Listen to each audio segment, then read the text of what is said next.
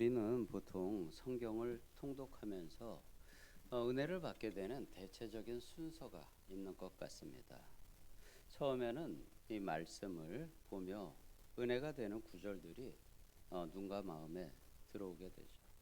근데 성경을 계속 보다 보면은 또 어떨 때는 그 전에는 은혜 받지 못했던 마음이 갑자기 마음에 쑥 들어오면서 그 말씀을 통한 새로운 은혜를 계속해서 알아가게 됩니다.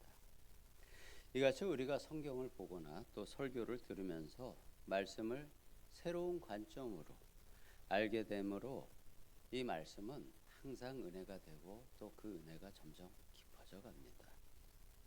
저도 마찬가지로 처음에 말씀을 통해서 은혜를 받았는데 이게 점점 지나다 보니까 이 말씀을 보는 각 성경책과 그리고 또 각 장과 절에 있는 그 말씀들을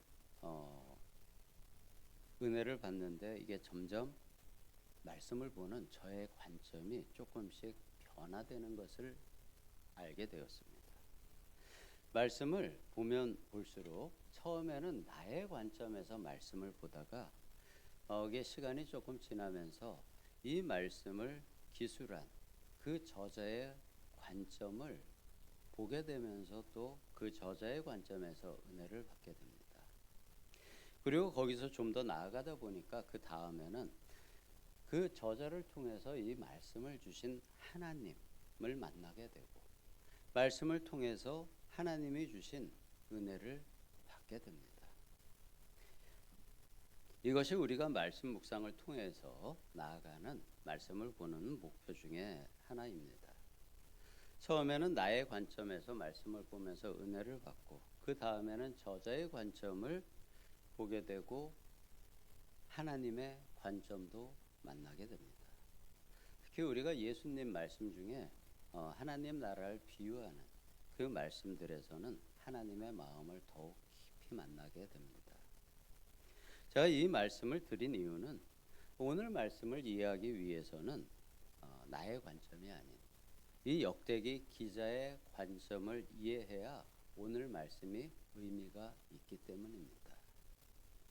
오늘 말씀은 다윗 왕국의 이름 없는 영웅들, 물론 이름이 기재되어 있지만 우리가 그냥 잘 모르고 또 우리가 읽었지만 그냥 스쳐 지나가는 발음하기도 힘든 그런 이름 없는 이름이 묻혀버린 평범하지만 그렇지만 마음과 힘을 다해서 충성으로 다윗 왕국의 역사를 만든 용사들의 이야기입니다.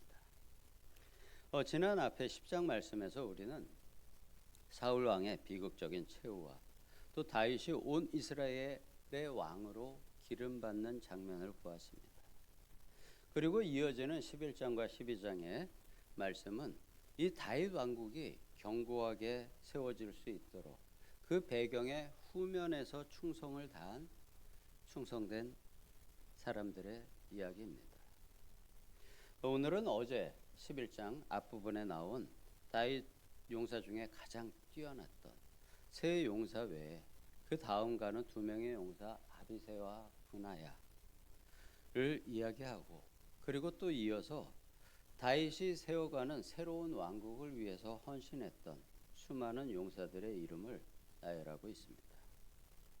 이 이름들이 우리에게는 생소하고 또 길고 지겨울 수 있지만 이 한 사람 한 사람의 이름 뒤에는 그들 각자의 목숨을 건 헌신과 충성 그리고 그들과 함께 하신 하나님의 놀라운 역사들이 이 기록에 담겨 있는 것입니다. 먼저 20절에서 25절까지는 아비새와 분하야를 이야기합니다.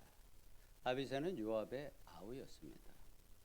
그는 창으로 300명을 죽였던 대단한 용사입니다. 그래서 그는 30명 중에 가장 존귀한 자로 불렸습니다. 그리고 또 이어서 등장하는 분하야의 활약도 정말 놀랍습니다.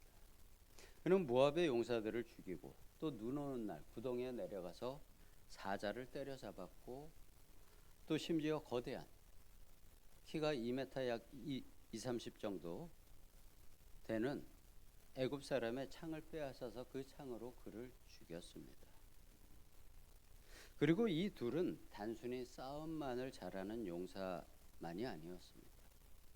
그들의 용맹함은 목숨을 아끼지 않는 충성 그리고 담대함에서 비롯되었습니다.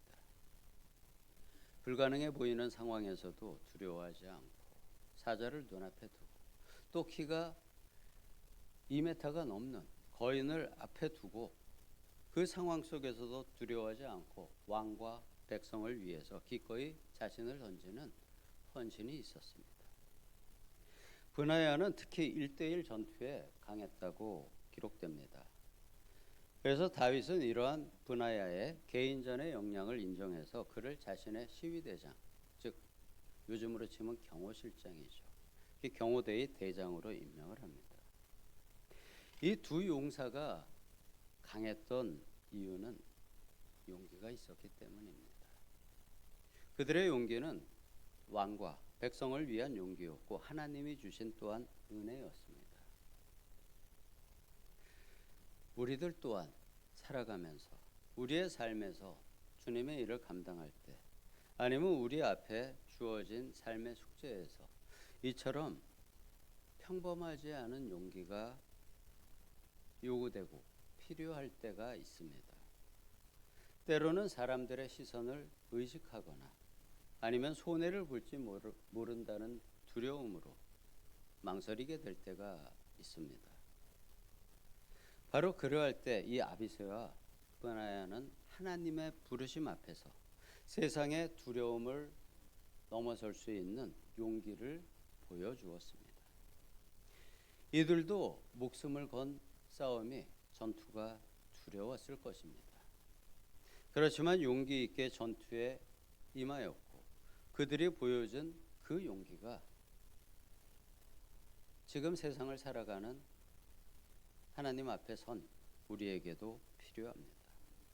이 역대기의 기자는 바벨론에서 돌아와 새롭게 하나님의 나라를 세워가는 그 하나님의 백성들에게 다윗에 순종하였고 또 하나님의 나라를 세웠던 그들의 용기를 본받아야 한다고 기록하고 있는 것입니다. 그들에게 말하는 것입니다. 우리도 하나님의 백성으로 하나님 앞에 보여드려야 할 믿음의 자세입니다. 그리고 이어지는 26절에서 47절까지는 다윗의 30명의 용사라고 불리는 수많은 용사들의 이름이 길게 나열이 됩니다.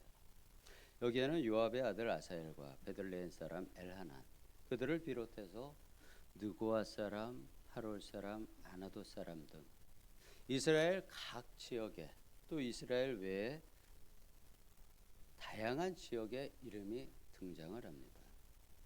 이 명단은 문자로 표현한 30명을 훨씬 넘는 50명이 넘는 많은 용사를 포함하고 있습니다.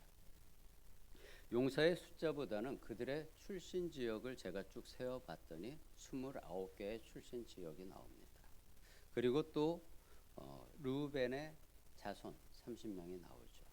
출신 지역 29개와 이 르우벤의 자손을 합치면 30개가 됩니다. 여기서 30명의 용사라는 것은 개개인을 이야기한 게 아니고 출신 지역, 즉 모든 지역에서 용사들이 모였다는 것을 의미하는 것 같습니다. 근데 이 역대기의 기자는 이 긴 명단을 기록한 이유가 무엇일까요? 그는 이러한 용사의 명단을 통해서 다음 두 가지를 강조하고 있습니다. 첫 번째는 다윗 왕국의 힘은 소수의 엘리트들 뿐만이 아니고 이스라엘 전역에서 모인 수많은 용기 있는 군사들의 연합된 충성에서 이루어졌다는 것입니다. 비록 이름이 역사에 많이 기록되거나 널리 알려지지 않았을지라도 그들 각자가 자신의 선 자리에서 최선을 다해서 왕에게 또 하나님의 나라에 헌신했기에 하나님의 나라 다윗 왕국이 견고히 설 수 있었습니다. 그것은 우리의 교회도 마찬가지가 되어야 합니다. 역대기의 기자는 바로 이것을 이야기하고 있는 것입니다. 우리의 교회를 결정하고 운영을 결정하고 또 행사를 진행하는 것은 몇 명의 헌신하신 분들이 앞에서 사역하심으로 우리 교회의 운영과 행사가 진행이 되지만 교회 전체의 운영과 행사는 교회의 모든 성도님들을 위한 것입니다. 그 성도들이 없다면 교회의 존재와 행사는 의미가 있을 수 없습니다. 또 각 구역이 운영이 되고 여러 개의 구역이 모여서 교회를 이루게 됩니다. 근데 그 안에 각 구역원이 없다면 구역의 존재는 없어지는 것이고 교회의 존재 역시 존재하지 않을 것입니다. 모든 성도님들이 각자의 자리에서 자기의 자리를 지키고 교회 내에 그렇게 작은 공동체 일원으로 구성을 해주시고 각자의 자리에서 맡은 사역을 잘 담당하여 주심으로 이렇게 우리 교회가 만들어지고 운영이 되고 행사가 진행이 됩니다. 다행히 우리 교회는 담임 목사님의 겸손에서 나오는 리더십 그리고 또 성도님들이 각자 맡은 자리에서 헌신하시고 사역을 잘 감당해 주심으로 교회가 점점 믿음의 반석 위에 단단히 다져지고 있고요. 또 성령의 충만이 지속적으로 조금씩 채워져 가고 있습니다. 역대기의 기자 역시 이 다윗 왕국이 견고히 세워져 가는데 이렇게 헌신된 사람들의 이름과 노고를 역사에서 찾아내서 백성들에게 제시를 하고 있고요. 바로 그 백성들에게도 그러한 노력과 헌신을 촉구하고 있는 것입니다. 그리고 또 역대기 기자가 강조하는 두 번째 사항은 하나님께서 다윗에게 주신 축복이 얼마나 광범위했는지를 그들의 존재를 통해서 증명을 하고 있는 것입니다. 이렇게 많은 충성된 용사들을 허락하신 것은 다윗의 리더십이었겠지만 그의 헌신이었겠지만 그의 개인의 능력만이 아닙니다. 하나님께서 다윗과 또 그들 모두와 함께 하시면서 하나님의 나라를 견고히 세우셨다는 증거를 보여주고 있는 것입니다. 오늘날 우리 교회와 주님의 나라도 마찬가지입니다.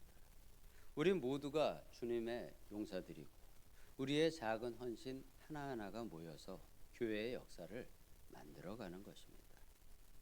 이 역대상 11장에 이름이 기록된 많은 용사들처럼 그리고 또 이름이 없었던 더욱 많은 그 용사와 군사들처럼 우리의 헌신도 누가 알아주지 않을지라도 주님 앞에 기록이 되고 또 하나님 나라에 기억될 것입니다.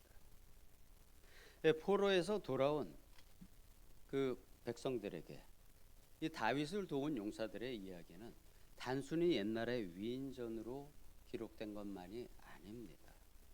무너진 공동체를 재건하고 또 다시 하나님의 백성으로 살아가기 위한 헌신과 충성의 모범으로 역대기의 기자가 제시를 하고 있는 것입니다.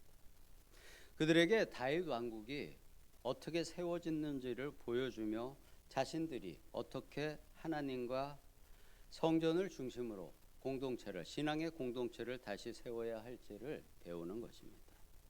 오늘날 우리에게도 역시 필요한 헌신입니다. 우리는 주님의 용사로서 하나님 나라의 백성으로서 무엇을 위해서 누구에게 충성하며 살아가야 할지를 묵상하게 하는 것입니다. 우리가 누구에게 충성을 해야 되겠습니까? 그것은 하나님 말씀에 대한 충성입니다. 사울이 실패했던 가장 큰 원인이 하나님의 말씀을 지켜 행하지 않은 불충성이었습니다. 우리는 다윗과 그의 충성된 용사들처럼 주님의 음성에 귀 기울이고 또 그 말씀에 온전히 순종함으로써 주님의 참된 용사로 서야 합니다. 그리고 두 번째는 우리에게 맡겨진 사명과 공동체를 향한 헌신입니다. 우리가 선 삶의 자리, 교회에서 맡은 직분, 가정에서의 역할, 이 모든 것이 주님의 부르심입니다. 그 자리에서 성실하게 그리고 때로는 목숨을 건 충성으로 헌신을 할 때 우리는 하나님께서 세워가시는 하나님의 나라, 바로 우리 교회, 그리고 각자의 가정의 사역에서 하나님이 동행하시는 축복의 역사를 써내려가게 될 것입니다. 사랑하는 우리 성도 좋은 교회 성도 여러분, 우리는 모두 하나님의 군사들이고 주님의 용사들입니다. 우리 한 사람 한 사람의 주님의 뜻을 따르는 평범한 일상이 하나님 앞에서는 중요한 헌신이 됩니다. 아비새와 분하야처럼 용감하고 또 이름 없는 수많은 용사들처럼 충성된 삶을 통해서 하나님께 영광을 돌리고 주님의 교회를 세워나가시는 우리 성도님들 되시기를 주님의 이름으로 축복합니다.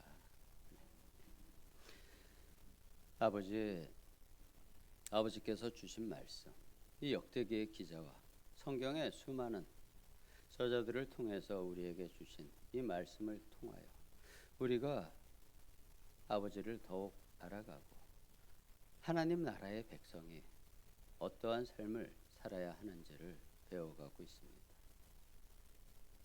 이 말씀 그리고 묵상, 기도를 통해서 우리의 삶이 더욱 아버지 앞에 온전히 나아가게 하시고 믿음의 반석 위에 서게 하시며 올바른 하나님에게 충성된 하나님의 나라, 우리 신앙 공동체 교회를 만들어 가기를 예수 그리스도의 이름으로 기도드립니다.